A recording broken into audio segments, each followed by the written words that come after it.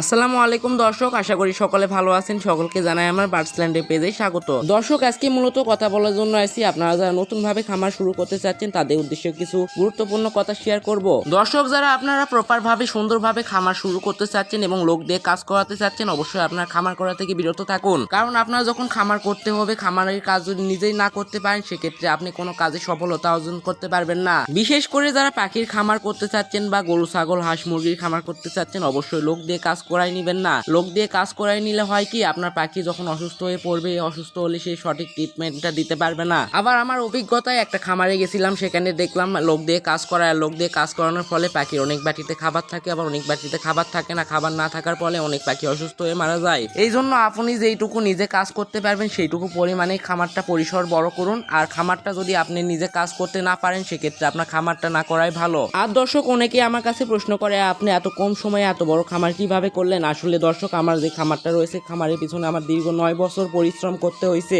দীর্ঘ 9 বছর পরিশ্রমের ফলে আমি খামারটা আজ এই পর্যায়ে দাঁড় করাইতে পারছি। আপনারা আমার মতো ধৈর্য সহকারে নিজের কাজ নিজে করুন, তাহলে আপনি ওইভাবে সফল হতে পারবেন। আর দর্শক, আমার ভিডিওগুলো আপনারা কে কোন জেলা থেকে দেখতেছেন অবশ্যই কমেন্ট করে যাবেন। আর আজকে ভিডিওটা কেমন লাগতেছে অবশ্যই জানাবেন। আর আজকে ভিডিওটা এই পর্যন্ত। পরবর্তী আপডেট ভিডিও পেতে আমাদের বার্ডসল্যান্ডের পেজটি ফলো করে আমাদের সঙ্গে থাকুন। আল্লাহ হাফেজ।